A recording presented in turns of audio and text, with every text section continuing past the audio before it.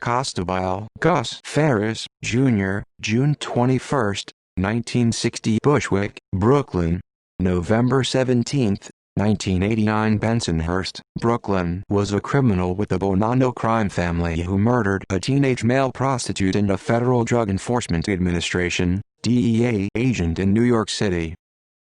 Biography. Early years. Farace was born in 1960, in Bushwick, to Marion Costabile. Gus Ferris, Sr., a first-generation immigrant from Camastra, Sicily. At the age of 5, he moved with his family from Bushwick to Tottenville, Staten Island. He used the name Nicholas as an alias while a fugitive and gave several dates of birth: August 20, 1959, January 1, 1960, June 20, 1960 and June 21, 1960. He stood at 6'3", weighed 220 pounds, and sported a tattoo of a girl on his lower calf, another girl tattoo on his right leg, and a butterfly on his stomach. Later that year, Farace's family moved to Prince's Bay, Staten Island.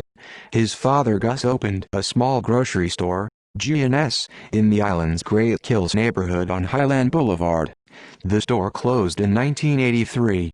Costabile, Sr. and his brother Frank were fringe members of a Colombo crime family illegal gambling ring. Farace was a paternal first cousin of Dominic Farace, the son of Frank Farace.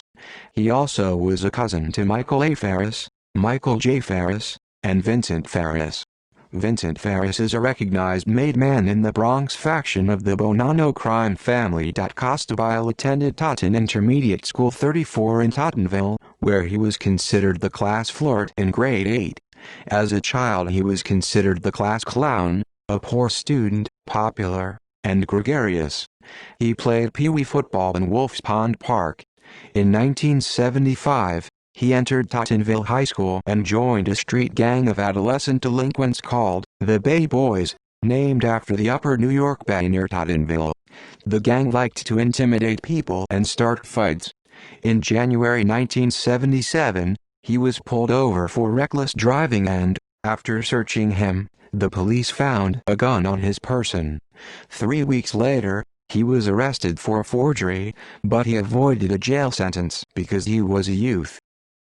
Hate crime in Greenwich Village. On October 7, 1979, Farace murdered a 17-year-old boy and brutally beat the victim's 16-year-old companion. Farace and some friends were on a street in the Greenwich Village section of Manhattan when the two boys allegedly propositioned them. Enraged, Farace and his friends forced the two teenagers into Farace's group's car and drove them to the beach at Wolf's Pond Park in New York. Once there, the men beat the boys using driftwood and other objects, then left them for dead. The 17-year-old, Stephen Charles of Newark, New Jersey, died on the beach. The 16-year-old, Thomas Moore of Brooklyn, was critically injured, but dove into the pond and managed to elude his attackers. Moore then walked to a nearby residence for assistance. Later on October 8, the police arrested Farace, Delicio, and Spoto. 4 days later, Moore identified Farace and the other suspects from a police lineup.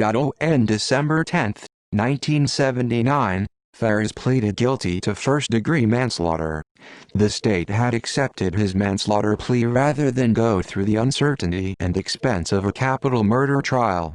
Farace was sentenced to 7 to 21 years in prison. Relationship with organized crime. It was in prison that Farace first met Gerard Jerry Chili, Sr. as Robert Stutman writes in Dead on Delivery. Blamed for some infraction of the inmate's code, Petruccelli was about to be killed with a set of barbells in a weight room brawl when Farace interceded, saving his life. Chili unofficially adopted Farace, who at that point was in his late 20s, as a protege, and stayed in contact when Chili got out of prison. Farace used his contacts with old friends, and new ones he met in prison, to start a marijuana-selling business, which soon expanded into other drugs. In June 1988, Farace was released from prison. By June 3, 1988, Farace had become partners with his friend Gregory Scarpa, Jr., who worked out of his criminal headquarters at Wimpy Boys Athletic Club. Scarpa's father, Gregory Scarpa, Sr., was a secret FBI informer. Farace married Antoinette Asierno, a sister of a criminal associate. Murder of DEA agent Hatcher. After being released on parole on June 3, 1988, Farace soon got into trouble again. He began selling small amounts of cocaine and marijuana, and in late February 1989, set up a cocaine deal with Everett Hatcher, an undercover Federal Drug Enforcement Administration (DEA) agent. At approximately 10 p.m. on the evening of February 28, 1989, Farace was to meet Hatcher at a remote overpass on the West Shore Expressway in the Rossville section of Staten Island to complete the deal. Hatcher had met Farace to discuss purchasing cocaine from him on several occasions. During the course of the drug transaction, Hatcher got separated from the surveillance team. When the team finally found Hatcher, he had been shot through the head 3 times in his unmarked Buick Regal. The window was rolled down and the Regal's engine was on, but Hatcher's foot was on the brake. Police theorized that Farace shot Hatcher from a van as it passed Hatcher's car.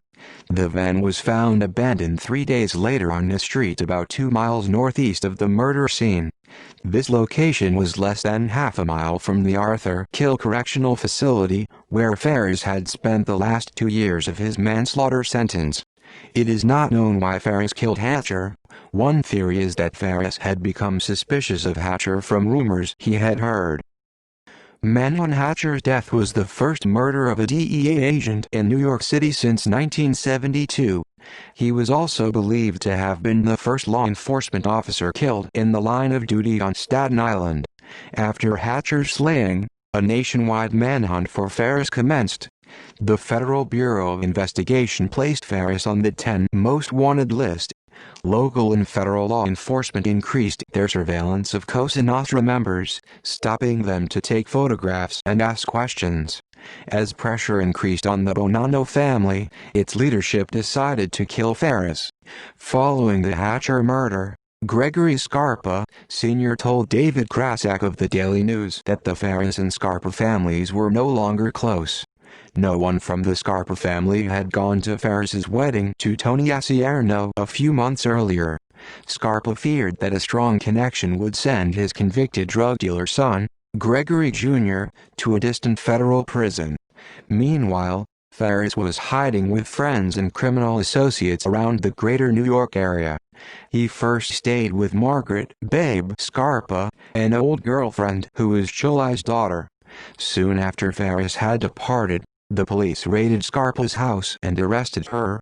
At the scene, DEA official Stutman told Chili he could blame Farace.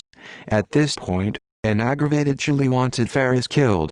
A new mob associate with the Lucchese family, John Petruccelli, was helping Farace find places to hide. Chili met with Petruccelli and Lucchese capo Mike Salerno to discuss the situation. Chili demanded that Petruccelli kill Farace, but Petruccelli refused. 2 months later, Petruccelli was found dead with a hood over his head, which is a Sicilian message for "never keep secrets from the family." Shooting and death. Less than 10 months after the Hatcher murder, the manhunt for Farace would be over. At 11:08 p.m. on November 17, 1989, police dispatchers received a 911 emergency call about a car parked at 1814 81st Street in the Bensonhurst section of Brooklyn. The car contained one male occupant, with another male lying face down on the sidewalk, both of whom had just been shot. The call came in as "shots fired," no other specifics. Police rushed to the scene and found the 2 men, one dead and the other seriously wounded. The dead man was identified as Costabile Farace. He had gunshot wounds to the head, neck, back and leg. According to witnesses, a van had driven alongside Farace's car and shot the 2 men 9 times. This was the same method Farace had used to kill Agent Hatcher. The survivor in the car was identified as Joseph Sclafani, a member of Farace's organization. Sclafani said he fired 2 shots at the assailants. In a different version of this story, per the responding officer, Farace was still breathing when police arrived. They placed him in a trauma suite, but he died en route to the hospital. Sclafani was outside of the vehicle, having been shot out of his shoes. Officers handcuffed him on the scene for weapons possession. Aftermath: the Roman Catholic Archdiocese of New York refused to grant Farace a public funeral mass, citing his notorious life and death. However, the Archdiocese did permit his remains to be buried in the church-owned Cemetery of the Resurrection in Pleasant Plains, Staten Island, the same area where Hatcher was murdered. On September 17, 1997, then Bonanno mobsters James Gallioni and Mario Gallo admitted in court to murdering Farace. A third mobster, Louis Uzzio, who was slain in 1990, was the third member of their team. In popular culture, a made-for-TV movie, Dead or Alive, The Race for Gus Ferris, 1991, starred Tony Danza as Farace. The movie alleged that the mob was trying to kill Farace before the FBI could apprehend him. The movie Out for Justice, starring Steven Seagal, was based on Gus Ferris's Manhunt. See also List of fugitives from justice who are no longer sought. References. Further reading: Death of a Hood, The Bloody End of Big Bad Gus. New York Magazine, January 29, 1990. Associated Press, October 15, 1989. Farace's wife is held on marijuana charge. The New York Times. Farace's wife freed on $250,000 bail. The New York Times. October 17, 1989. Rob Selwyn, 2005. Five Families: The Rise, Decline, and Resurgence of America's Most Powerful Mafia Empires. New York: St. Martin's Press. ISBN 0-312-30094-8. Stutman, Robert M. Stutman, Esposito, Richard Esposito, May 1992. Dead on Delivery. Inside the Drug Wars, Straight from the Street.